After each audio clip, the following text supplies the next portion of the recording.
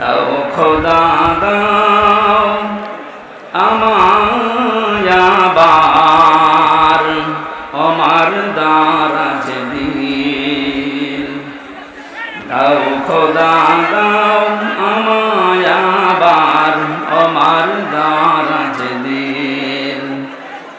দাওয়ালের মতো বিষ্ণানি জাগাতে নিখিল। দাও খোদা দাও আমায় আবার আমার দারাজ দিল। হামজাকে দাও ঘরে ঘরে জীবন দিতে ওয়াকা করে। আবার কাবা ভাঙতে এলে পাঠাওয়া বাবিল। দাও খোদা দাও আমায় আবার আমার দারাজ দিল। আলহামদুলিল্লাহ। বাংলাদেশের ঐতিহ্যবাহী জেলা চুয়াডাঙ্গা সদর থানার অন্তর্গত আশরাফুল উলুম বালক বালিকা কওমি মাদ্রাসা গকুলখালী ১৬তম বাৎসরিক মঞ্চে বসা আছেন বাংলাদেশ জামায়াতে ইসলামী চুয়াডাঙ্গা জেলা শাখার শ্রদ্ধাভাজন আমির বিশিষ্ট রাজনীতিবিদ অ্যাডভোকেট মোহাম্মদ রুহুল আমিন দামাত বারকাতুহুমুল আলিয়া। বসা আছেন আমার শ্রদ্ধাভাজন পিতা জনাব রিয়াজউদ্দিন, নাম না জানা অন্যান্য ওলামা ইকরাম।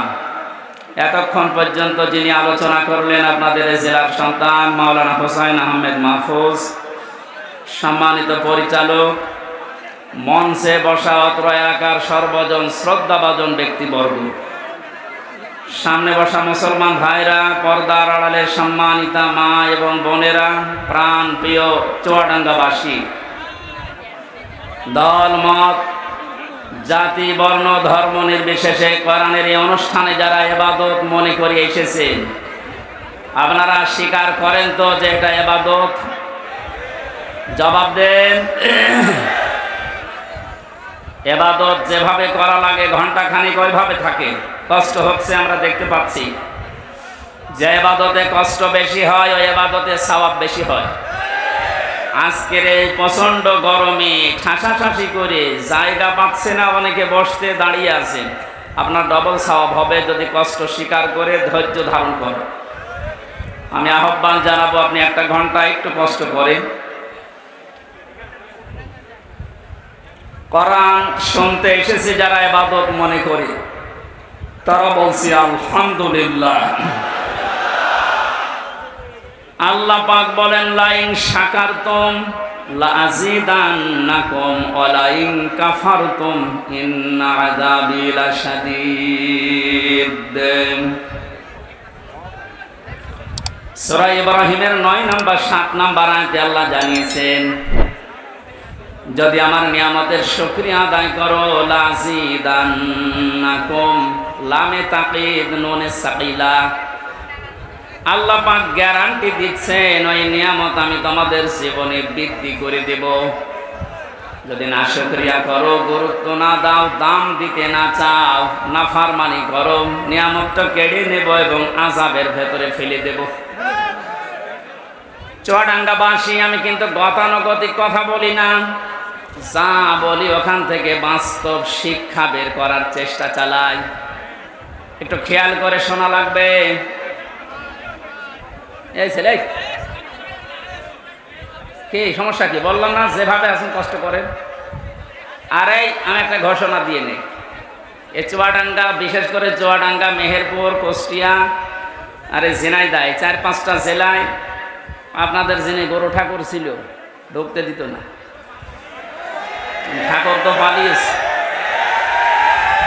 যাই হোক, এখন যেহেতু আল্লাহ উন্মুক্ত পরিবেশে আমাদেরকে নিয়ে এসেছেন, আপনারা এই যে বারবার মাওলানা হোসাইনকে জোর করেন যে এই গ্রামে দেন মাহফিল, ওই গ্রামে, দেখছেন না কি অবস্থা? আপনি যেখানে মাহফিল দেন এরকম মানুষ ধরার জায়গা আছে ওখানে, এই জন্য ওরা বিরক্ত করবেন না।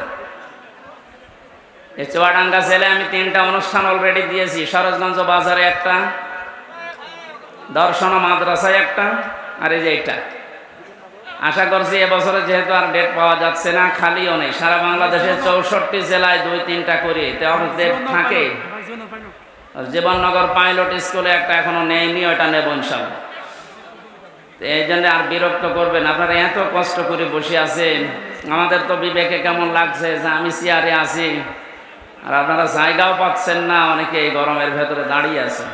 এই জন্য কমপক্ষে 1.5 থেকে 2 লক্ষ মানুষ ধরবে এরকম মাঠ ছাড়া দাওয়াত নিয়েন না, কষ্ট হবে। মানুষকে কষ্ট দেওয়া হারাম, হারাম কাজটা আশা করছি সামনে করবেন না। আর আমি গতানুগতিক কথা বলি না, আপনারা জানেন। আমি যা বলছি দেখেন এখান থেকে কি শিক্ষা নিয়ে আসি বাস্তবের সাথে। আল্লাহ তাআলা নিয়ামতের শুকরিয়া আদায়ের কথা জানিয়েছেন। শুকরিয়া আদায় মানে আমরা বাংলাদেশ, ভারত, পাকিস্তান এই সমস্ত দেশের মানুষগুলো বিশেষ করে বুঝিয়ে যে একেবারে টুটি পর্যন্ত খেয়ে একটা ঢেকর তুলে আলহামদুলিল্লাহ বললে শুকরিয়া আদায় হয়ে গেল নাকি?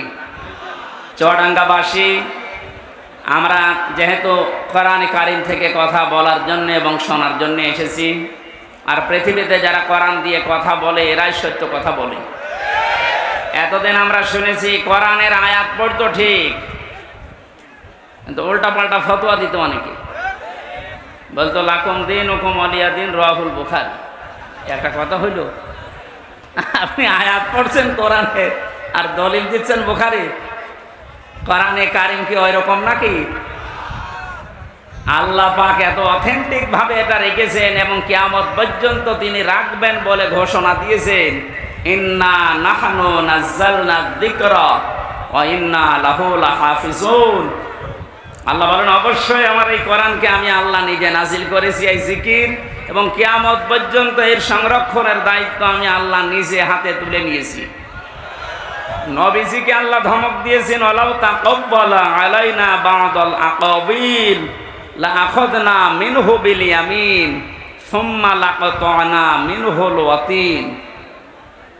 আমার কোরআনের ভেতরে যদি নবী পর্যন্ত কোনো কথা বানিয়ে নিজের নামে চালিয়ে দিত যে এইটাও আল্লাহ জানিয়েছে, কি করতাম জানেন?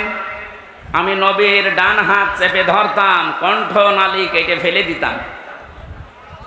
ঠিক আছে? না না ঠিক না, আপনারা আলেম না, কিসের আলেম পড়ে? লাআখাযনা, আমি বললাম যে আল্লাহ পাক নবীজির হাত চেপে ধরতেন না, আল্লাহ নিজের হাত দিয়ে ধরতেন। এখানে ফাইল আল্লাহ নিজে, নবীর হাত ধরতেন না, আল্লাহ নিজে ধরতেন তার হাত দিয়ে। মিনহু বিল ইয়ামিন, বাম হাতের কথা দিলেন না কেন? ডান হাতের কথা দিলেন কেন? আল্লাহর বাম হাতে শক্তি কম নাকি? আমার বাম হাতে থাপ্পড় খেয়েছেন।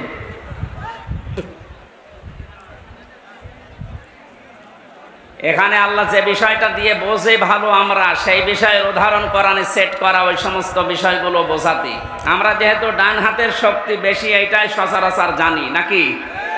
আল্লাহ মিনহু বিশিমাল না দিয়ে মিনহু বিল ইয়ামিন দিয়েছেন।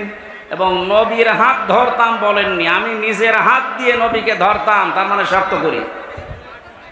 দেখেছেন কত কঠিন কথা দিলেন যে আমি নিজে আমার কুদরতের হাত, যেটা পাওয়ার, এই শক্তিশালী হাত দিয়ে নবীকে চেপে ধরতাম।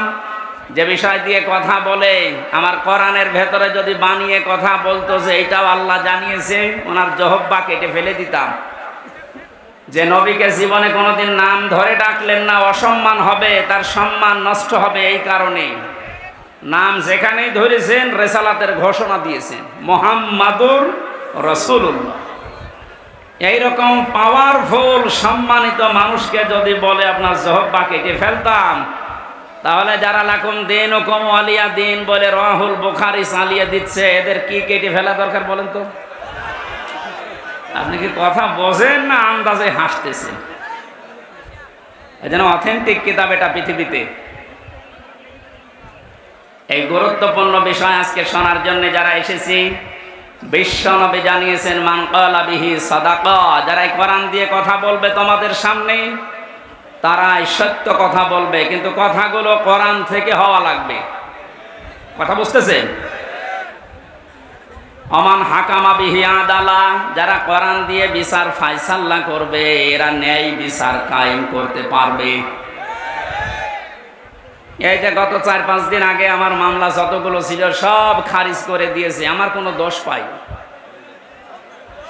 আমি সহ মুফতি হারুন ইসহাক, মাহমুদুল হাসান ভাই এবং ওসামা ভাই সহ যারা আমরা ছিলাম মামলায়, সবগুলো আদালত দেখে বলছে কি দেখে বিচার করব, কোনো মাল নেই। যা, আমি মনে হয় বলতে গেলাম আদালত প্রাঙ্গণে দাঁড়িয়ে যে স্যার মাননীয় আদালত, এই মামলাটা আপনার কাছে আজ 3 বছর ছিল, আপনি 3টি বছরে কতবার এই মামলা পেয়েছেন, দিতে পারেননি। আজকে যে একেবারে বললেন কোনো মাল নেই, এতদিন কি মাল ছিল?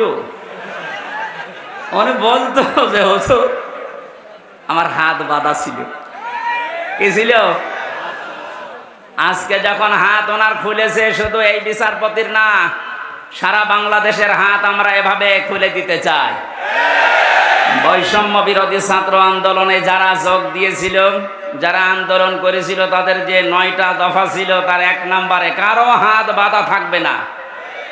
এ বাংলাদেশে আমরা দেখেছি শুধু একজনের হাত খোলা ছিল, বাকি সবার হাত বাঁধা, এমনকি কাওয়া কাকু পর্যন্ত ও হাত বাঁধা। আমারে বাবা গিয়েছিল স্বরাষ্ট্র মন্ত্রণালয়ের কাছে, বলে না আমার হাত বাঁধা, তেরো চেয়ারে বসার দরকার কি? হ্যাঁ, একটা স্বরাষ্ট্র মন্ত্রী সে যদি বলে আমার হাত বাঁধা, হাত খোলা আছে কার? 3 বছরে জেল খাটার পরে আমি দেখেছি হাত একজনেরই খোলা ছিল। সে যাই হোক, আমরা চাই ওনার মতো হাত এই দেশে 1628 জন মানুষ এই চেয়ারে বসে আছে। 1628 জন যে চেয়ারে বসে আছে সব হাত আমরা খোলা রাখতে চাই। আবু সাইদ যেভাবে হাত খোলা ছিল, সবার হাত এভাবে খোলা রাখতে চাই। কথা বলেন ঠিক কিনা?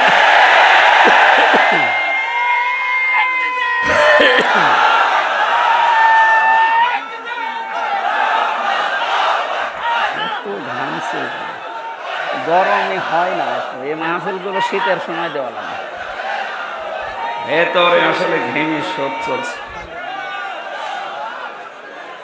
চুয়াডাঙ্গাবাসী এটা রেকর্ড হচ্ছে, কালকে সারা বাংলাদেশের সব আনাচে কানাচে ছড়িয়ে যাবে। আমি উদ্দেশ্য করছি এখানে 18 কোটি মানুষ আমার সামনে, সবাইকে জানাচ্ছি হাত যেমন খুলে গেছে, কিয়ামতের আগে যেন এই দেশে আর কারো হাত বাঁধা না থাকে।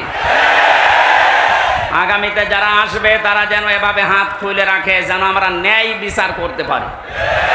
আর ন্যায় বিচারের জন্য এটা লাগবে, অমান হাকামা বিহি আদালা, যারা কোরআন দিয়ে বিচার করে এরা ন্যায় বিচার কায়েম করতে পারে। 53টা বছর পার হয়ে গেল, বহু বিষয় আমরা দেখেছি। আমি না দেখলেও আমার বাবা শরীফুর রহমান, শরীফুজ্জামান ভাই সহ যারা আছে, আমার তো 32 বছর, ওনারা তো অনেক বেশি, ওনারা দেখেছে বাবা চালিয়েছিল এ দেশ কেমন লাগে দেখতে। দুর্ভিক্ষে মানুষ মারা গেছে। আজকে বাংলাদেশে মুক্তিযোদ্ধার একজন কমান্ডার উনি ঘোষণা দিয়েছে, বঙ্গবন্ধু যার নাম আমরা শুনি উনি মুক্তিযুদ্ধ করেননি। যে চেতনা নিয়ে এই 16 বছর আপনি অত্যাচার করলেন ইসলামপন্থী এবং জাতীয়তাবাদ মানুষের উপরে, এই চেতনাটা সামনে নিয়ে এখন শুনছে সে নাকি মুক্তিযুদ্ধ, এটা ছিল না। এটা যে এখন ওনার বক্তব্যটা আমি এখনো সত্যতা প্রমাণ পাইনি। যদি সত্য হয় এতদিন তাহলে মিথ্যাচার করে জাতিকে আপনি যা করলেন কি জবাব দেবেন বলেন তো? জাতি তো এখন সব জেনে ফেলেছে, কথা বলেন না কেন? আমাদের এখানে একটা সতর্কের বিষয় আসতেছে। আমি 1 মিনিটের ভেতরে একটা উদাহরণ সেট করেছি, দেখেন বাস্তবের সাথে মিলিয়ে। একটা হোস্টেলে 100 জন ছাত্র থাকে, ওরা সকালবেলার মেনু খিচুড়ি ভাত, কি খিচুড়ি দেওয়া হয়। 20 জন চাচ্ছে যে খিচুড়ি থাক, আর 80 জন বলছে না আমরা খিচুড়ি চাই না। কেউ বলছে আমরা কলা পাউরুটি চাই, কেউ রোল চাই, কেউ চিড়া মুড়ি চাই, এই সমস্ত বিভিন্ন আইটেম দিয়েছে। হলের যিনি সুপার আছে উনি বলছে এভাবে তো হবে না, আমি ভোট দিলাম, দায়িত্ব দিয়ে দিলাম যে যেইটা বেশি চাবে, যদি সংখ্যায় ওইটা বেশি হয় তাহলে আমি ওইটা পাস করে দেব। এখন 20 জন তো খিচুড়ি আছেই, তারা তো আর নড়ন চড়ন নেই, আগে যা চালিয়ে আসছে 20 জন ওইটাই আছে। বাকি এখনো আছে 80 জন। ভোট দেওয়ার পরে দেখা গেল রোল যারা চায় তারা 18 জন, কলা পাউরুটি যারা চায় তারা 15 জন, যারা চিড়া মুড়ি চায় ওরা 12 জন। এভাবে সিস্টেম করতে করতে শেষ পর্যন্ত পাস হয়ে গেল ওই খেচুড়ি। কথা বুঝতেছেন? জালেম এবং জালেমদের দোসর এই বাংলাদেশে খুব বেশি হলো 20 জন। আমরা যারা দেশে শান্তি আসলে চাই তারা কিন্তু 80 জন। এখন যে সময় এসেছে ছোটখাটো কোনো বিষয় নিয়ে এসে যেই হোক ওই 20 জন বাদ দিয়ে কেউ যেন মত পার্থক্য না করে। এখন যা করবেন 15 জন হবেন, 18 জন হবেন, 12 জন হবেন, ওই 20 কিন্তু আগে যা ছিল আবার চলে আসবে। আপনি কি মনে করছেন বসে আছে? ডক্টর ঘোষণা দিয়েছে ওখানে বসে কথা বলবেন না, চুপ করে থাকেন। মামলা তো 100টা, কিসের 100? 1000-এর উপরে মামলা হওয়া দরকার। আমি কিছু না করে যদি আমার বাবাকে বলেছিল 50টা মামলা দেব, তাহলে ওরা কাজ করে তো 1000-এর উপরে মামলা খাওয়া দরকার না? এই জন্য আমাদের এই উদাহরণ থেকে শিক্ষা হচ্ছে আমরা এখন ছোটখাটো কোনো বিষয় নিয়ে মনোমালিন্য মত পার্থক্য করলে কিন্তু এই জালেমরা উৎপত্তি আছে। ওরা এখনো সব জায়গা থেকে পাল্টায়নি। সংস্কার যখন আরম্ভ হয়েছে, যারা দায়িত্বে আছেন, প্রধান উপদেষ্টা সহ যে কয়েকজন মানুষ আছেন, খুব তাড়াতাড়ি ইমিডিয়েটলি এই মুহূর্তে 1628টা চেয়ার আমরা পরিবর্তন চাই। কারণ এগুলো সব জালেমদের দোষ। এক কথা বলেন। এই যে চোপ্প মিয়া, এই চোপ্প থেকে শুরু করে যে কয়টা ছিল জালেমদের দোসর, এই 1628টা চেয়ারের এই মুহূর্তে সকাল হতে হতে যেন শুনিতে পাল্টিয়ে গেছে। 1000-এর উপরে মানুষ জীবন দিয়ে গেল এইটার জন্যে। কারণ এই বৈষম্যের কারণে আজ হাজার হাজার মানুষ জুলুমের শিকার হয়ে মানবতার জীবনযাপন করেছে। অনেকে বলছে আমরা মাফ করে দিলাম, হ্যাঁ তাদের ব্যক্তিগত বিষয়, কিন্তু সামগ্রিকভাবে কোনো মানুষ যদি ভিকটিম, আমরা যারা আমার মতো 3টা বছর আপনি কোন কারণে আমাকে রাখলেন, আমি যেহেতু বেকসুর খালাস পেয়ে গেছি, আদালত প্রমাণ করেছে যে আমার কোনো দোষ নেই। কথা বলেন না কেন? তাহলে একেবারে উপর থেকে শুরু করে যেই লোকটা আমার মামলার আয়ু, যারা এর সাথে জড়িত, আমার মামলার যদি বাদী হুজুর হইতো, ওরে যত টাকা লাগে আমি দিয়ে 2 দিন পরে বের হয়ে আসতাম। কিন্তু মামলার বাদী তো একেবারে সরাসরি হাসিনা। মাওলানা মামুনুল হক এবং আমির হামজা, এই 2টা নাম শুনলেই বলতো ফাইল উল্টিয়ে রাখ পরে। কি করেছি আমরা এত? জেলের ভেতরে আপনি যদি রাখবেন তো স্বাভাবিকভাবে রাখেন। ফাঁসির কন্ডেম ছেলে আমার রেখে দিয়েছে। আমরা 11 ঘন্টা টাঙিয়ে রেখেছিলাম। এগুলো বাড়িতে বলে নাই, আমার বাবা গ্রাম্য মানুষ, কষ্ট পাবে, কাঁদবে, এই জন্য কিচ্ছু জানি না যে বিষয়ে পেছনে হাত বেঁধে, তাও সে যে জিনিস দিয়ে বাঁধে যে ইনি তো ভুক্তভোগী, পেছনে ওনাদের সামনে বাঁধে। ওনারা তো বড় নেতা, আমাদের বেঁধেছিল পেছনে, সাথে হাত কেটে যায়, পায়ে দেয় ডান্ডা বেড়ি, চোখ কালো কাপড় দিয়ে বেঁধে মাজায় দড়ি দিয়ে টাঙিয়ে রেখেছিল 11 ঘন্টা। মনে হচ্ছে গরু টাঙিয়ে রেখেছে। আপনি কোন কারণে এটা করলেন? এটা যদি 1 দিন, 2 দিন, 5 দিন, 10 দিন হতো, রিমান্ডের ওই 10 দিন মেনে নিতাম। মাটির নিচে নিয়ে গেলেন কোন কারণে? আয়না ঘর শুধু আপনারা নাম শোনেন, আমি তো নিজে পরীক্ষিত দেখেছি। এরপরও অনেকে সাফাই গায়ে যে কি করেছে যে ওর পালিয়ে যাওয়া লাগলো, কি করেছে আপনি কেন আসেন, আপনাকে দেখাচ্ছি। যারা বলে যে কি করেছে, আমার মনে হয় তাদেরকে আয়না ঘরে 7 দিন রাখা দরকার। দেখ কি করেছে, কি করেছে এখনো টের পাও না। এই একটু শোনেন, নবীদের হাদিস হচ্ছে কেউ যদি জেনে শুনে জালেমকে সহযোগিতা করে, সাহায্য করে, সাপোর্ট দেয়, সে নবীর উম্মত থেকে বের হয়ে যায়। এখনো পর্যন্ত আয়না ঘর দেখার পরেও যদি কেউ জালেমের সাপোর্ট দেয়, সাফাই গায়, ও নবীর উম্মত আছে? আবার বলছে ভিডিও কলে, আপা ঘাবড়াবেন না, আপনি ঘাবড়ালে আমরা নরম হয়ে যাই। কত বড় শয়তান! ওরে ধরে এত পিটানো পিটিয়েছে, এখন অনেকেই বলছে না আর কার আশায় থাকবো, যে ঘাবড়ানোর কথা সেই ঘাবড়িয়ে গেছে। আমার যতটুকু বাস্তবতা আমি দেখেছি, এদেশের 18 কোটি মানুষ যদি আপনাকে মাফ করে দেয়, ব্যারিস্টার আরমানের বউ আপনাকে মাফ করবে না, আমার ওই ছোট মেয়েটাও আপনাকে মাফ করবে না। 3টা বছর আমার থেকে 1 বছর রেখে গিয়েছিলাম, এখন 4 বছর। কেন এই কষ্ট দিলেন আপনি? যদি ব্যক্তিগতভাবে আপনার উপর রাগ থাকতো আমি মাফ করে দিতাম। আপনি তো আল্লাহর টার্গেট।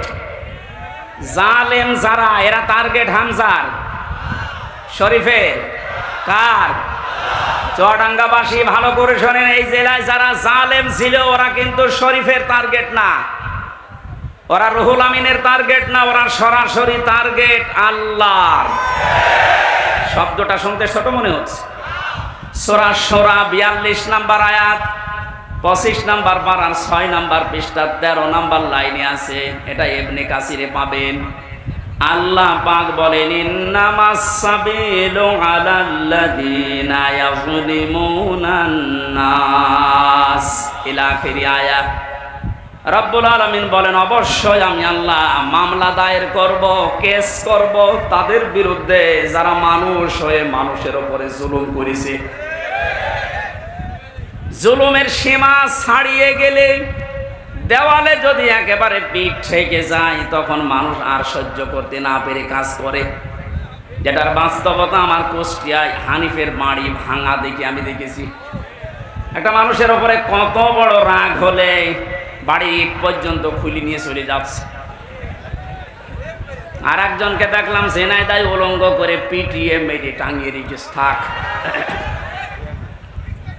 হিরণ হিরণ। এটা শুধু মানুষের শত্রু ছিল না, আল্লাহর শত্রু ছিল। আমি বাস্তবে দেখেছি ঝিনাইদহে যেখানেই কোরআনের অনুষ্ঠান হতো ও যে প্রশাসন দিয়ে বন্ধ করে দিত। আল্লাহ এমন শাস্তি দিয়েছে, পৃথিবীর ইতিহাস হয়ে আছে হিরণ।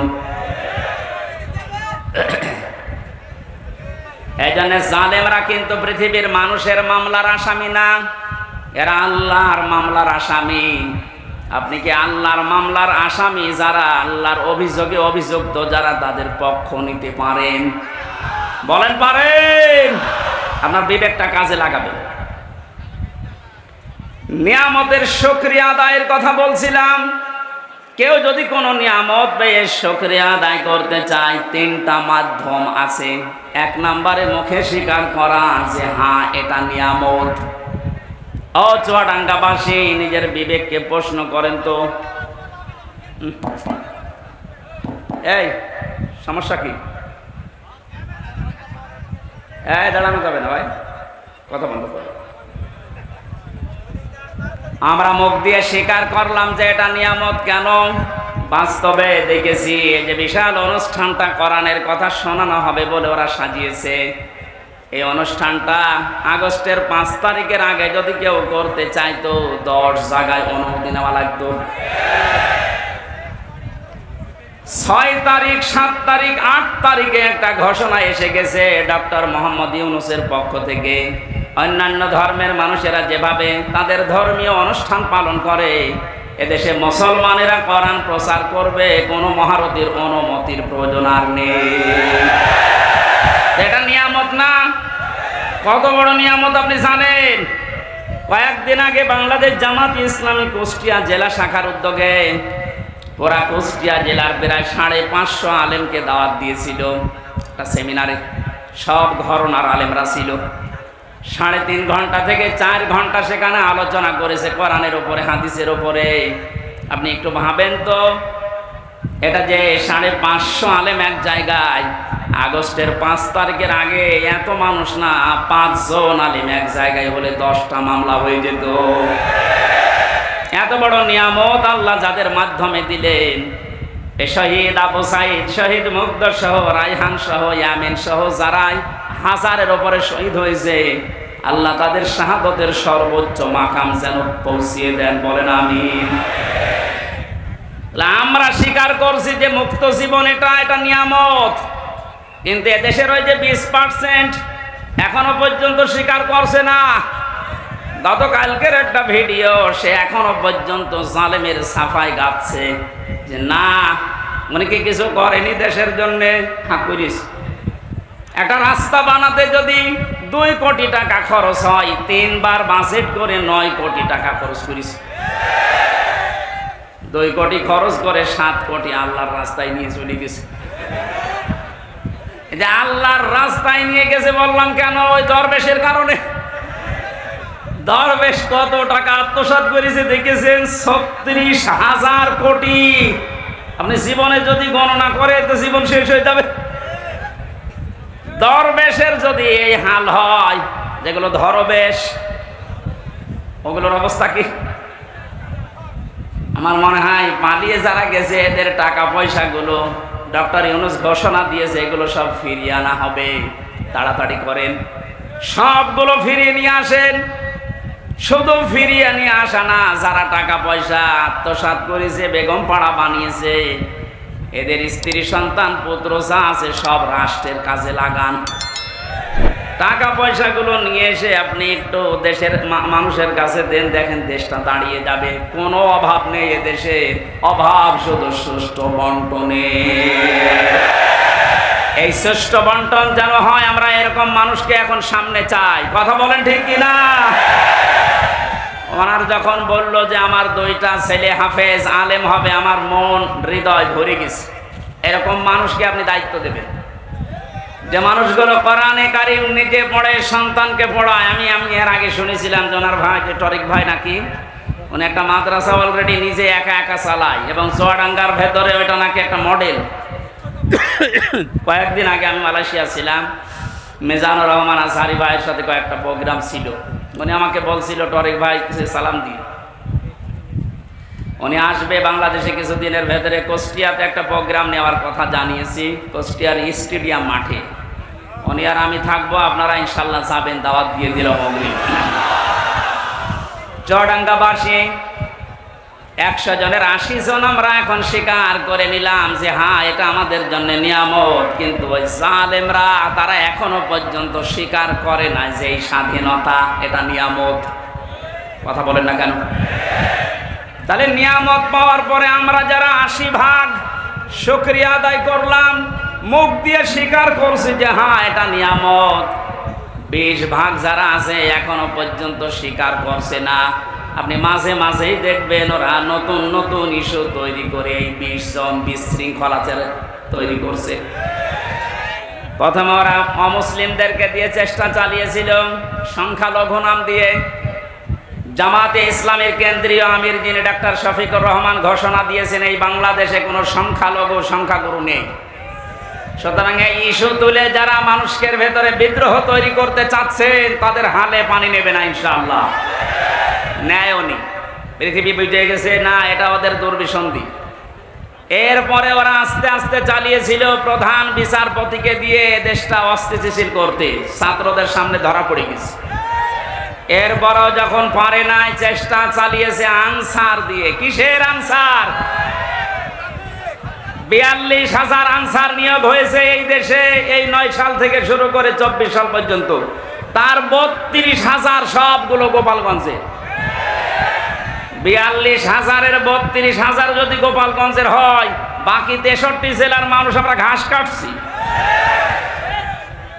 দুর্নীতির কোন জায়গায় পৌঁছিয়েছিল আপনি চিন্তা করেন? যে এই দেশের জাতীয় মসজিদের ইমাম পর্যন্ত পালিয়ে গেছে। ইমাম সাহেবও যদি পালিয়ে যায়, আর কোন জায়গা বাকি আছে বলে আপনার মনে হচ্ছে? কোন জায়গা ফাঁকা নেই, সব জায়গা ওগুলো একেবারে পরিপূর্ণ হয়ে গেছে। আল্লাহর কোরআন জানিয়েছে লিয়াজদাদু ইসমা, আল্লাহ ওদের পাপ এমন ভাবে পরিপূর্ণ করে দিয়েছে যে জায়গা যখন আর খালি নেই, ওলাহুম আযাবুম মুহিন, তখন ওদের অপমানজনক শাস্তি ঢেলে দিয়েছে। এর বাস্তব প্রমাণ এই কালামানিক, ওর বিসি পর্যন্ত উড়ে গেছে। বলেন আর কি বাকি থাকে? এটা বিচারপতি, তাও সুপ্রিম কোর্টে, এত বড় শয়তান ছিল, ওর কথা বললেই শুধু মুসলমানদের, ইসলামের আর কোরআনের। আর একজন বলতো, ওরে দেখলাম একজন কিক মেরেছে আদালতে, এমন একটা লাথি দিয়েছে, জালেমদের আমার মনে হয় এর চাইতে অপমান আর নেই। দরবেশের যে অপমান আমরা দেখেছি, দাড়ি কেটে নম হয়ে গেছে। প্রথমে যে শয়তানকে ধরেছিল ওই শয়তান বলছে আমারে একা নেবেন মানে ওই যে দরবেশ। দরবেশ কোনটা? ওই যে সালমানের রহমান। আপনি চিন্তা করেন কোথায় নামিয়েছে অপমানের, আর কোন জায়গায় এই দেশে জালেমদের বাকি নেই। কথা বলেন ঠিক কিনা?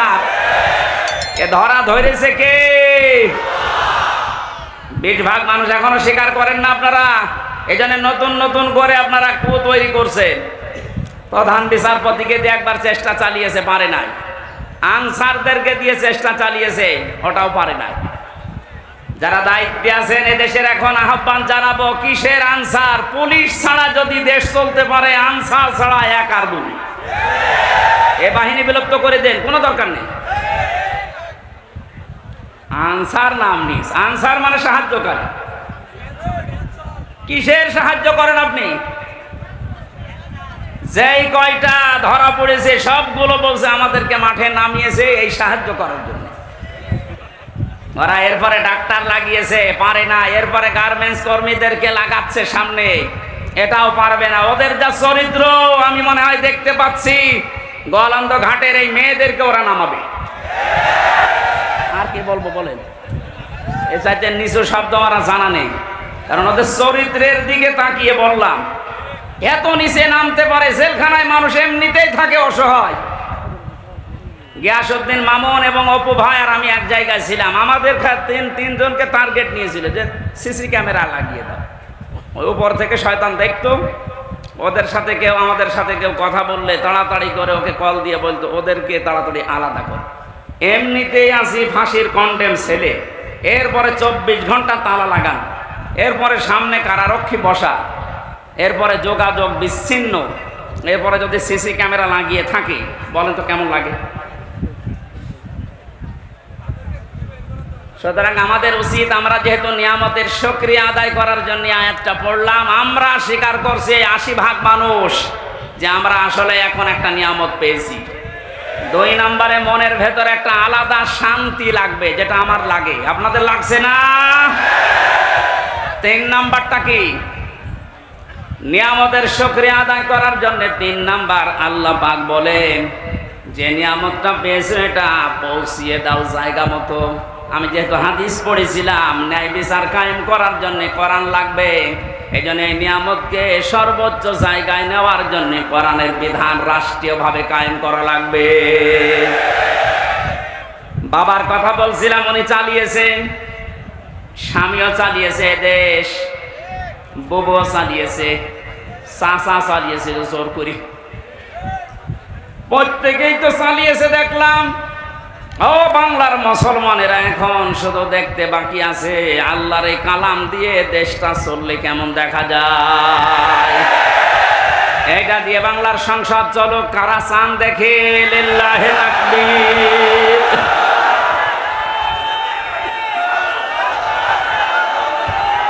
আলহামদুলিল্লাহ ভাই,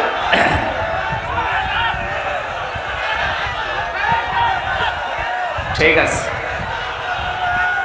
নিয়ামতের শুকরিয়ার যে 3টা শর্ত পেলাম, মুখে স্বীকার করা, অন্তরে আনন্দ পাওয়া, আর নিয়ামতকে তার সর্বোচ্চ জায়গায় পৌঁছিয়ে দেওয়া। এটা পৌঁছাতে আল্লাহর কালামের বিকল্প নেই। এই জন্য ন্যায় বিচার যদি আমরা এখন দেখতে চাই, বিচার ব্যবস্থা লাগবে কিসের? আরো জোরে বলেন। আমান আমিলা বিহি উজিরা। যারা গ্রামার বসে, কোন মানুষ যদি আমল করে কোরআন কেন্দ্রিক, আল্লাহ পাক নিজে তাকে এই আমলের জন্য পুরস্কার হাতে করে দেবেন। আমান দাআ ইলাইহি হাদা। কোন মানুষ যদি কোরআনের দিকে ডাকে, আল্লাহ নিজে তাকে হেদায়েতের উপরে রাখে। ফাকাদ হুদিয়া ইলা সিরাতিল মুস্তাকিম। রব্বুল আলামিন বলেন, তুমি যদি কোরআনের ডাকে সাড়া দিতে পারো, সব কিছু ফেলে দিয়ে আল্লাহ তোমাকেও জান্নাতের পথ সিরাতে মুস্তাকিম নসিব করে দেবে। বলেন আমিন। দরুদ আর সালাম পাঠ করার মাধ্যমে আজকের তেলাওয়াতকৃত আয়াত সূরা হিজর 43-44 2টা আয়াত পড়েছি। আমি এক আয়াত বা হাফ আয়াত পড়ি তাফসীর মাহফিল। আজকে 2টা পড়েছি, একটু বেশি সময় কথা বলবো, থাকবেন তো নাকি? হ্যাঁ, আমরা কোরআন থেকে কথা শোনার জন্য এবার প্রবেশ করছি। জবান খুলে সব বাদ দিয়ে পড়ে না। আউযু বিল্লাহি মিনাশ শাইতানির الرجيم بسم الله الرحمن الرحيم وإن جهنم لموعدهم أجمعين لها 7 أبواب لكل باب منهم جزء مقسوم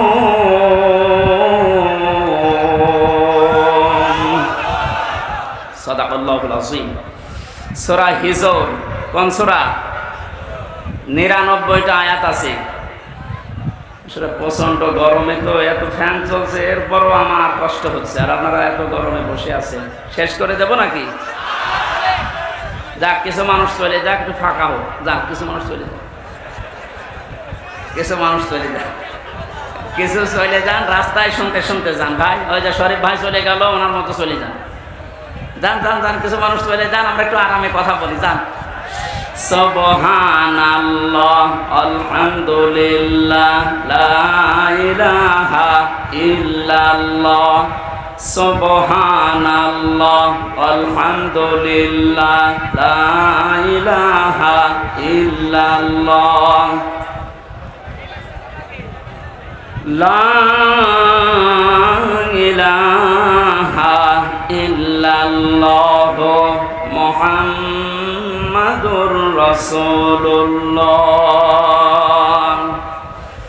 আমার ভাইরা সূরা হিজরের শেষ নাম্বার আয়াতে আল্লাহ আমাদেরকে জানিয়েছেন ওয়াবুদ রাব্বাকা হাত্তা ইয়াতিয়াকাল ইয়াকিন হে নবী আপনি আপনার রবের ইবাদত করেন ওই দিন পর্যন্ত যতক্ষণ আপনার কাছে ইয়াকিন না আসে এখানে ইয়াকিন শাব্দিক অর্থ হচ্ছে মউত তাফসিরে মুফাসসির লিখেছেন ফি জিলালিল কোরআনি ইয়াকিন মানে এখানে আল্লাহ মউতকে ইন্ডিকেট করেছেন সুতরাং আমাদের ইবাদত করা লাগবে 2 দিন 5 দিন 10 দিন না একেবারে মরণ পর্যন্ত কথা বলেন ঠিক কিনা এখন ইবাদত পৃথিবীতে যে যেই ধাঁচে করছে তার জন্য আল্লাহ জান্নাতের নিয়ামতগুলো ওইভাবেই সাজাবেন আমরা জানি জান্নাত 8টা জান্নাত কয়টা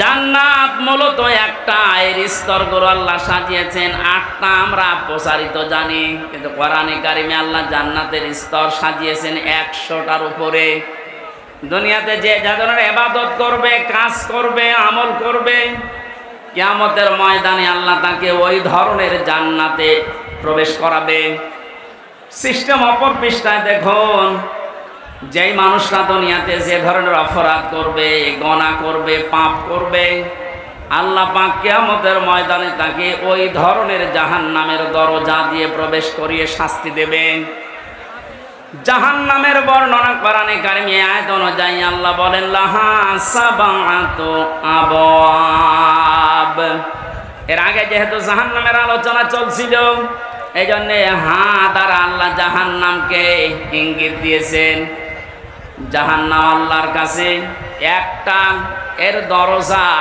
স্তর যাই বলেন 7টা লিকুল্লি বাবিম মিনহুম জুজুম মাকসুম প্রত্যেকের জন্য আলাদা আলাদা দরজা আছে দুনিয়াতে যে যেই ধরনের অপরাধ করবে আল্লাহ পাক তাকে ওই দরজা দিয়ে ওই জাহান্নামে প্রবেশ করাবে বলেন নাউজুবিল্লাহ তাহলে আয়াত থেকে আমাদের শিক্ষা এই আমরা এখন কোন ধরনের আমলে কোন ধরনের গুনার কাছে আছি যার কারণে আল্লাহ এমন দরজা বানিয়েছে যে আমি ও দরজার উপযুক্ত হয়ে গেলাম কিনা এই জন্য আজকের এই তাফসীর মাহফিলে আমাদের আশা আল্লাহ রাব্বুল আলামিন যে জাহান্নাম বানিয়েছেন এটা বিশেষ্য এ পথটা কোরআনে কারিমে নামটা 59 বার আল্লাহ ব্যবহার করেছেন কোরআনে কারিমে আমি ধারাবাহিকভাবে দেখেছি জাহান্নামের স্তরগুলো আল্লাহ সাজিয়েছেন 7টায় প্রথম স্তরের নাম দিয়েছেন তিনি লাযা এবার আমাদের এখান থেকে একটা বিষয় নেওয়া দরকার। লাজা নামে যে দরজা আল্লাহ বানিয়েছেন, এর কাজ কি, এটা কেমন, এর ভয়াবহতা কি, এখানে গেলে আল্লাহ কি কি ধরনের শাস্তি দেবেন, কোন কোন কারণে। সূরা মাআরিজের ভেতরে আল্লাহ আমাদেরকে জানিয়েছেন, কাল্লা ইন্নাহা লাযা নাযাআতাল লিশ-শাওয়া তাদউ মান আদবারা ওয়া তাওয়াল্লা ওয়া জামাআ ফাআওয়া। বলেন আল্লাহু আকবার। জাহান্নামের যত দরজার বর্ণনা পেয়েছি আমি কোরআনে, তার এক নম্বরে লাসা। এটা এত ভয়ঙ্কর, এত কঠিন। আল্লাহ পাক বলেন, দরজা দিয়ে যারাই প্রবেশ করাবো জাহান্নামে, প্রবেশ করার সঙ্গে সঙ্গে নিজের শরীরের চামড়া খসিয়ে ফেলবে। ও বাংলার মানুষেরা, পৃথিবীতে আমি বহু জায়গায় গিয়েছি, বহু কঠিন এবং ভয়ঙ্কর ঘর আমি দেখেছি, কিন্তু ঘরে প্রবেশ করলেই মানুষের চামড়া খসে যায়। আমি দেখিনি, শুনিও নাই। আল্লাহ এমন একটা ঘরের কথা বললেন, দরজার কথা বললেন, জাহান্নামের কথা বললেন, যেখানে গেলে মানুষের আগেই চামড়া খসে পড়ে যাবে। রব্বুল আলামিন বলেন, এই মানুষগুলোকে আল্লাহ কেন এখানে প্রবেশ করবে জানো? কাদেরকে এই দরজা ডাকতে থাকবে, আহ্বান জানাবে, তাদউ মান আদবারা ওয়া তাওয়াল্লা। যে মানুষগুলো সত্যকে সত্য জানার পরে অহংকার করে, হিংসা করে, মুখ ফিরিয়ে আবার টান করে চলে গেছে। এই আয়াত পড়ার পরে আমি দেখতেছি বাংলাদেশে এই চরিত্রের মানুষ বেশি। এদেরকে চোখে আঙ্গুল দিয়ে গুলিয়ে খাওয়ালে এরা সত্যকে সত্য বলে মেনে নিতে চায় না। ওর বাবা যা করেছে, ওর দাদা যা করেছে, ও ওই দিকে শুধু টান দেয়।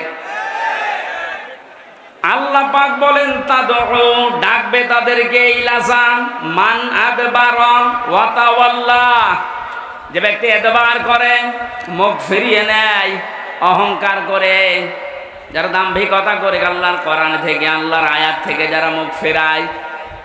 কোরআনে কারিমে আয়াতের ব্যাখ্যায় আমি আরেকটা আয়াত পেয়েছি, ইন্নাল্লাযীনা কাযযাবু বিআয়াতিনা ওয়াস্তাকবারু আনহা লা তুফাত্তাহু লাহুম আবওয়াবুস সামা ওয়ালা ইয়াদখুলুনাল জান্নাহ ইলা আখিরি আয়াত।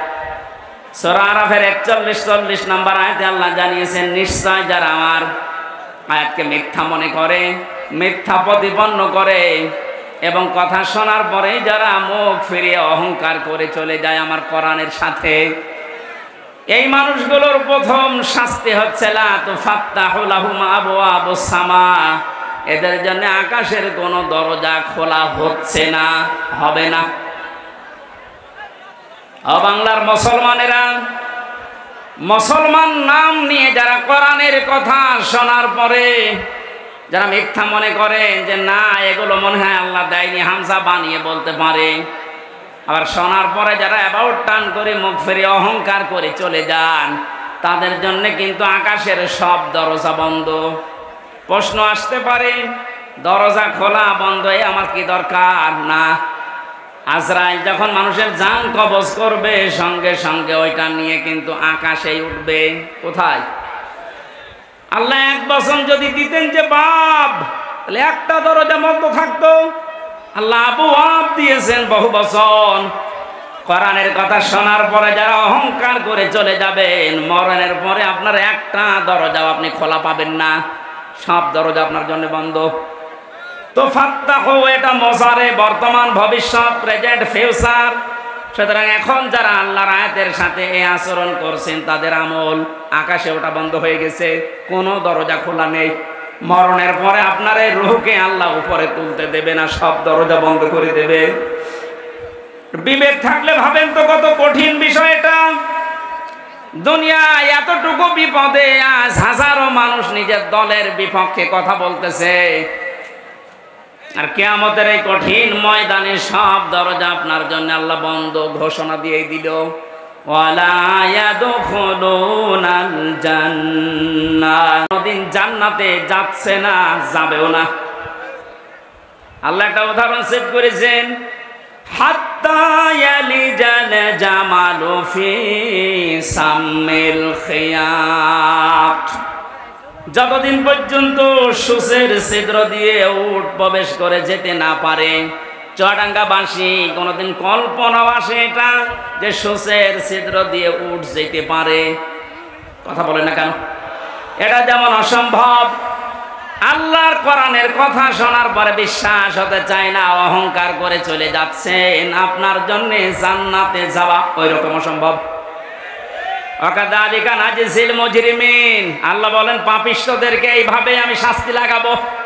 শাস্তির ধরন দিয়েছেন এখানে, লাহুম মিন জাহান্নামা মিহাদু ওয়া মিন ফাওকিহিম গাওয়াশ ওয়াকাযালিকা নাজিজিজ যালিমিন। এই চরিত্রের মানুষকে শুধু কবরে রাখতে দেরি, আল্লাহ জাহান্নামের চাদর উপরে বিছিয়ে দেবেন। আজ আমরা দেখি এই মানুষগুলো মারা গেলে এদের কবরে ফুল দেওয়া হয়, এদের কবরকে পাকা করা হয়, টাইলস লাগানো হয়, মোজাইক পাথর দেওয়া হয়। কথা বলেন না কেন? আল্লাহ পাক বলেন এই আয়াতের সাথে যাদের জীবন চরিত্রের মিল আছে, উপরে যদি ফুলের পাহাড় তৈরি করে দাও, নিচে আগুন লাগিয়ে দেব। এখনো হুঁশ আসে না আপনার?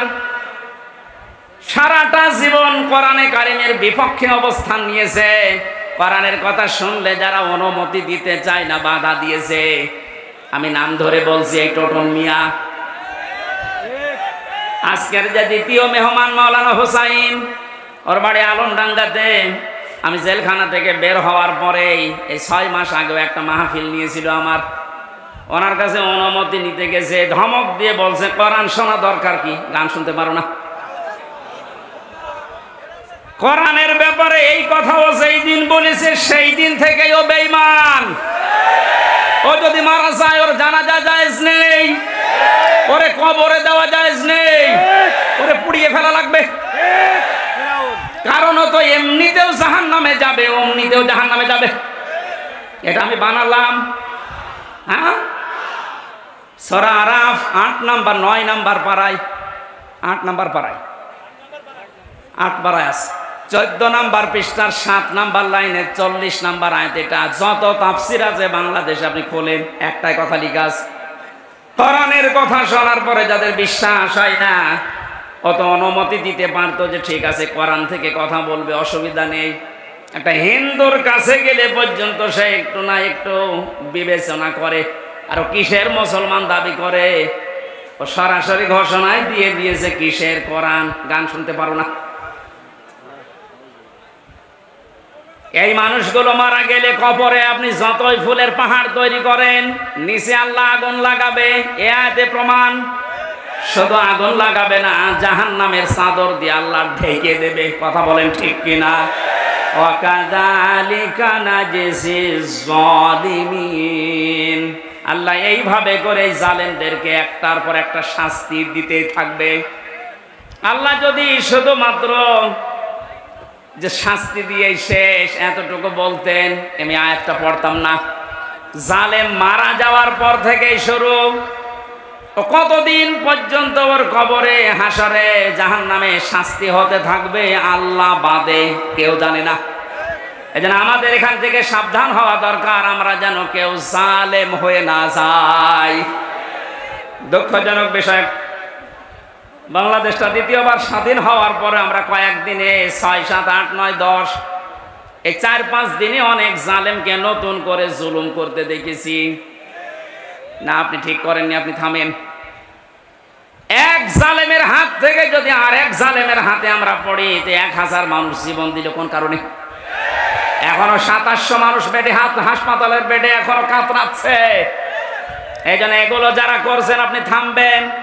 আমরা এক জালেম থেকে আর এক জালিমের হাতে যেতে চাই না, আমরা এই দেশটা তুলে দিতে চাই কোরআনের হাতে।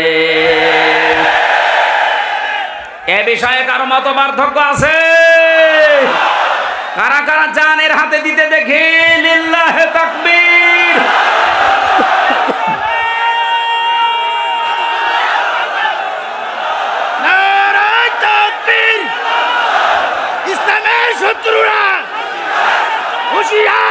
যান।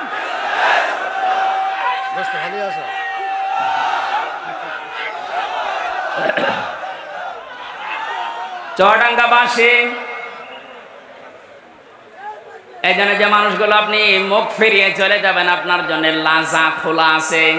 কি খোলা আছে বলেন তো?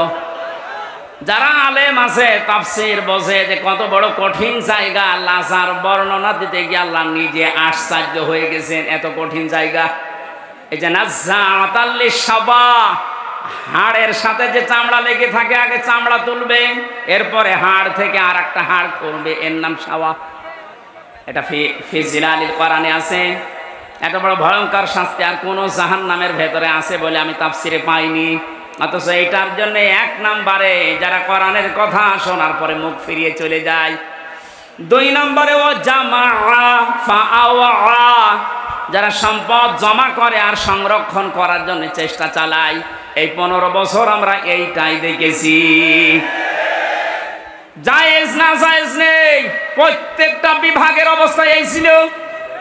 বিচার ব্যবস্থার দিকে তাকান, কোর্টের ইট পর্যন্ত টাকা চাই। আপনি চুয়াডাঙ্গা কোর্টে যাবেন, যারা আছে ওরা তো টাকা চাই, কোর্টের ইটও বলে 10 টাকা দিয়ে যান।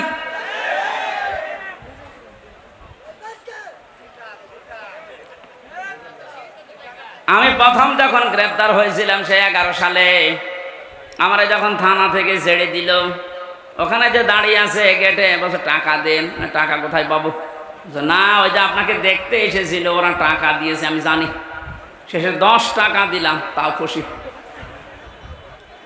এই যে সম্পদ জমা করার জন্য আপনি ডান হাত বাম হাত দেখেন না, বাবা শাহজালাল সব হালাল।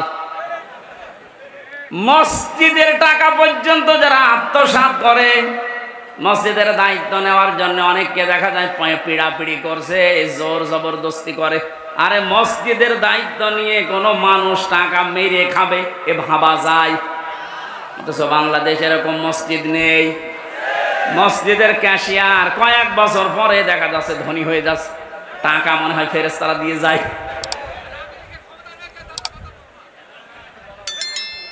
আজ হাজারো মানুষকে আমরা দেখতে পেয়েছি টাকা পয়সা জমা করার জন্য কত লাইন তারা খুলেছিল। নিজে হয়তো সরাসরি যেত না, এমন এমন আজরাইল জিবরাইল মিকাইল সেট করে রেখেছে, বিভিন্ন হাত দিয়ে শুধু টাকা আসতে আসে। শুধু টাকা আসলে তো হয় না, ফাআওয়া, এগুলো জমা করার জন্য তারা চেষ্টা চালিয়েছে। আল্লাহ পাক বলেন এই 2টা অপরাধ যারা দুনিয়ায় করবে, সম্পদ যারা জমা করে আর সংরক্ষণ করার জন্য চেষ্টা চালায়, এদেরকে আমি আল্লাহর লাজায় প্রবেশ করাবো। বলেন নাউজুবিল্লাহ। এই যে সম্পদ শব্দটা এই আয়াতের ভেতরে আছে, ওয়া জামা, এই শব্দটার ব্যাখ্যা করতে গিয়ে আমি তাফসিরে দেখেছি জামার ভেতরে 4টা বিষয় লুকিয়ে আছে। কয়টা? 1 নম্বরে টাকা পয়সা যারা জমা করে, শুধু জমা করে, এর হক আদায় করে না। পৃথিবীর কোন জিনিস আপনি এক জায়গায় রাখবেন, দেখবেন নষ্ট হয়ে যাবে, ওটার গুণগত মান ঠিক থাকবে না। যেমন পানি যদি কেউ এক জায়গায় রেখে দেয়, পচন ধরে, পোকামাকড় তৈরি হয়, দুর্গন্ধ হয়। কথা বলছেন না কেন? লোহা লক্কড় যদি এক জায়গায় ঘিরে দেন, জং ধরবে, ও ধার নষ্ট হয়ে যাবে, অকেজ হয়ে যাবে। যত ব্যবহার করবেন তত ওর ধার ভালো থাকবে, ওর কার্যকারী ক্ষমতা ঠিক থাকবে। পানি যত ছেড়ে দেবেন তত স্বচ্ছ নির্মল পানি আসতে থাকবে। কথা বলেন ঠিক কিনা?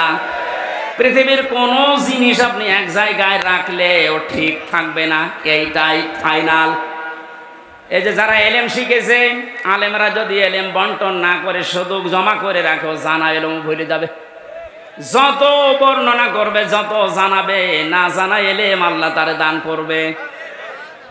সম্পদ আদি যারা টাকা পয়সা শুধু জমা করেন, এর হক আদায় করেন না, যাকাত সাদগা এককালীন দানের মাধ্যমে, তাদের ওইগুলো আপনি মনে করছেন যে হ্যাঁ টাকা জমা হচ্ছে, এর আবার ক্ষতি কিনা, ওর দ্বারা শত্রু পয়দা হবে। আপনি হক আদায় করেননি, যাদের যাকাত দেওয়ার দরকার ছিল তারা দেননি। ওই মানুষগুলো যাকাত না পেয়ে অভাবে পড়বে, শেষ পর্যন্ত আপনার জমানো সম্পদে হামলা দেবে। ওই সম্পদ তখন আপনার জীবনের কাল হয়ে দাঁড়াবে, আপনার জীবন নাশের কারণ হবে। কথা বলেন ঠিক কিনা? এখান থেকে কি পেলেন আপনি এই জামার ব্যাখ্যায়? পৃথিবীর কোন জিনিস যে তো এক জায়গায় রাখলে ঠিক থাকে না, ক্ষমতাও এক জায়গায় রাখলে ঠিক থাকে না, গরম হয়। 15 বছরে এত গরম হয়েছিল যা সহ্য করতে পারিনি। এই জন্য আমরাও চাই এ দেশে যেন কারো হাতে ক্ষমতার জমা না থাকে। এই কথা বলছেন, কারো হাতে যেন জমা না থাকে, ওটা ছেড়ে দেন, চলতে থাকবে। এক জায়গায় হলেই যার কাছে যাবে ও আবার গরম হবে।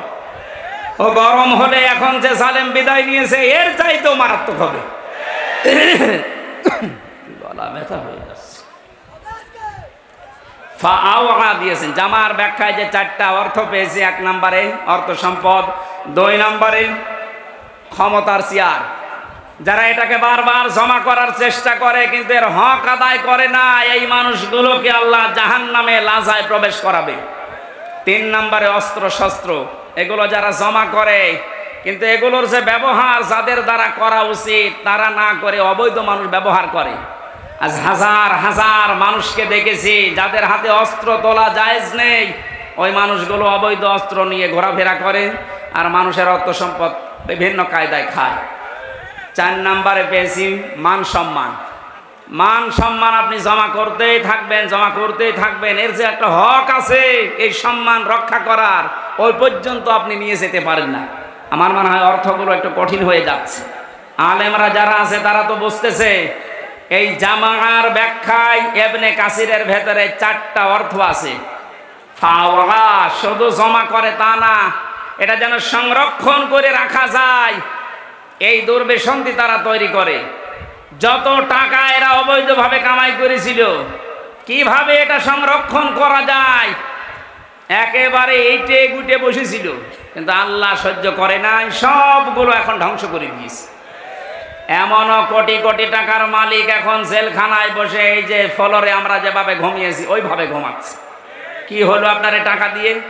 এ তো দুনিয়ার বিষয় গেল। চোখ বোঝার পরে আপনি যাবেন এই লাজায়। কোথায় যাবেন?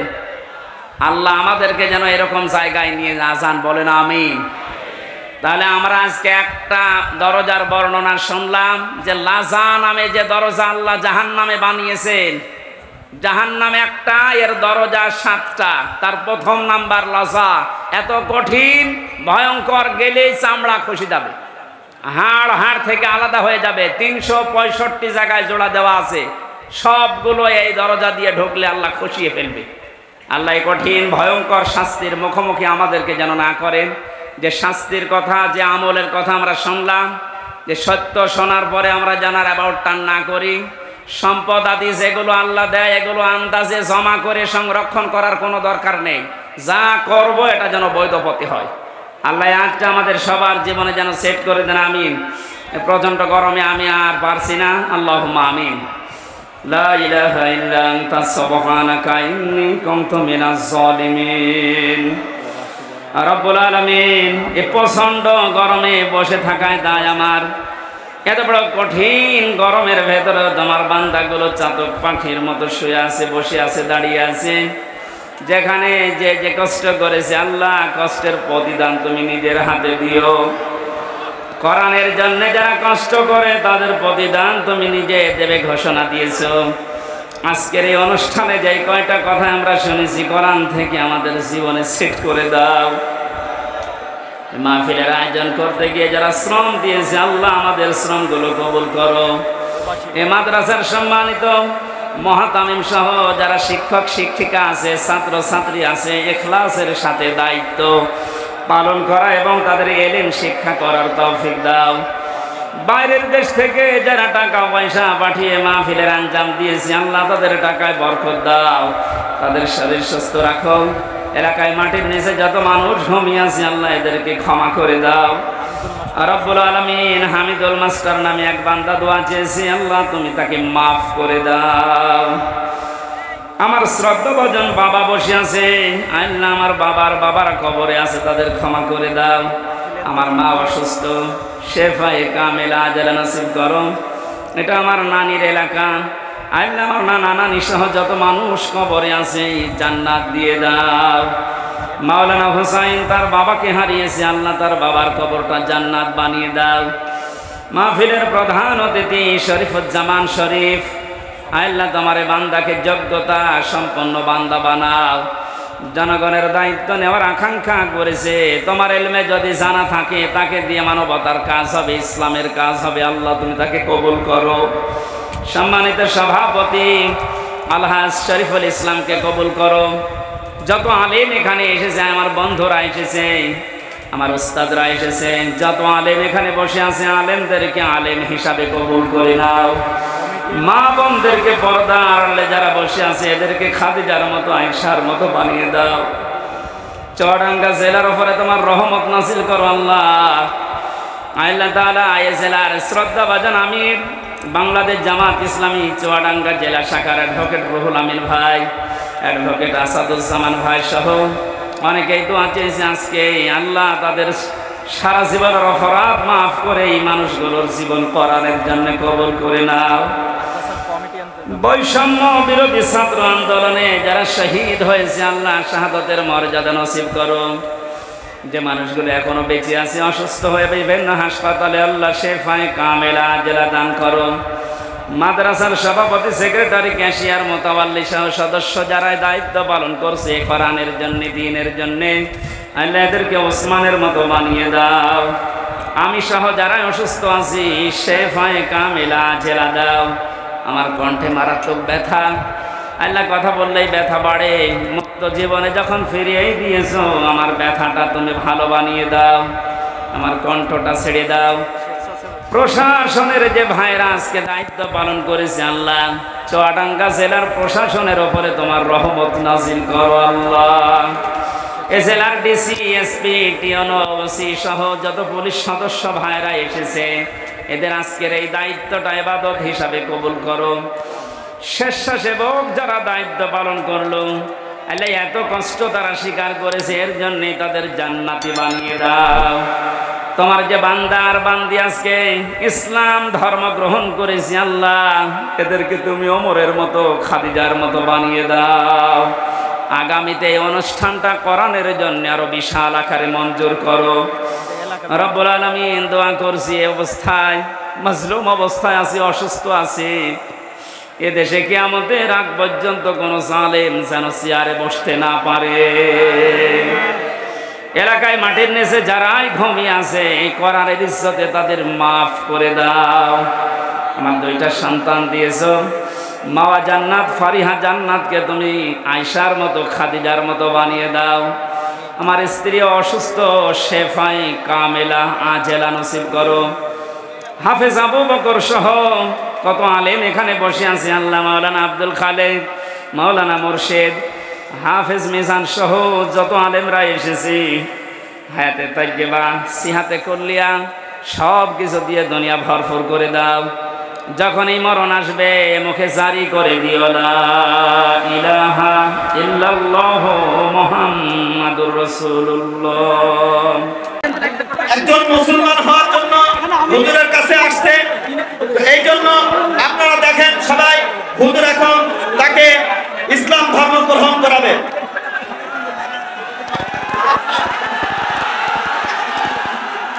লিল্লাহি তাকবীর। ওয়ারাআইতান নাসা ইয়াদখুলুনা ফি দীনিল্লাহি আফওয়াজা। সাহায্য যখন আল্লাহর আসবে, বিজয় তখন আপনি দেখতে পাবেন, দলে দলে পালে পালে মানুষ ইসলামে প্রবেশ করছেন। কোরআনের এই আয়াতের ধারাবাহিকতায় আজকে চুয়াডাঙ্গার মাটিতে আমাদের সনাতন ধর্ম অবলম্বী এক ভাই ইসলামের শশীতল ছায়ায় দীক্ষিত হওয়ার জন্য এসেছি, আমরা ওয়েলকাম জানাচ্ছি তাকে। তার নাম হচ্ছে শ্রী অরবিন্দ, বর্তমান নাম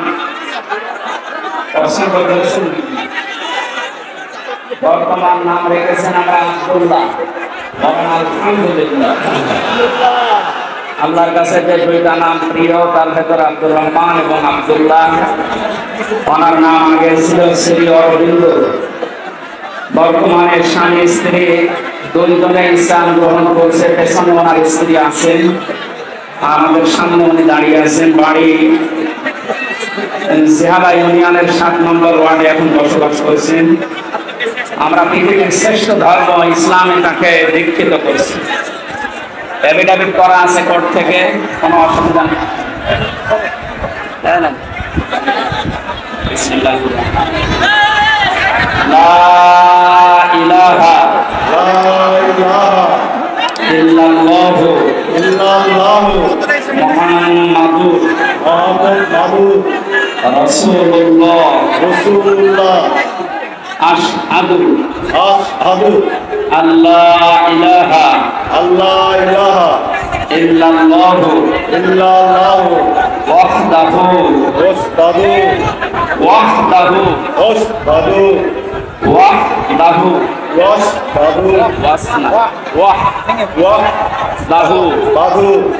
লা শারীকা লাহু ওয়া আশহাদু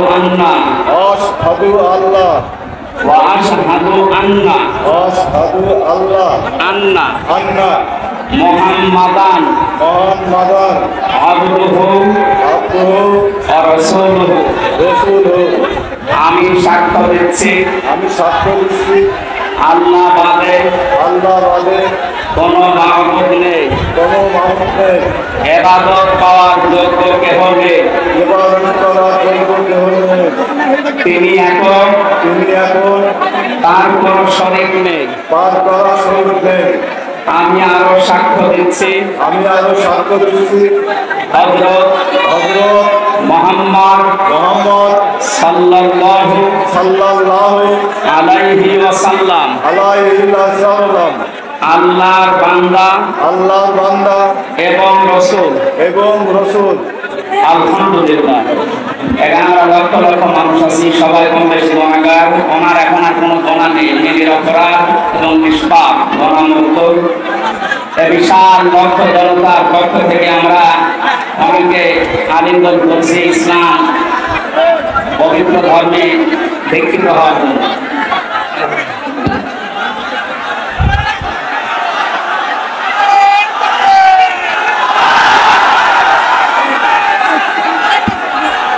इंसान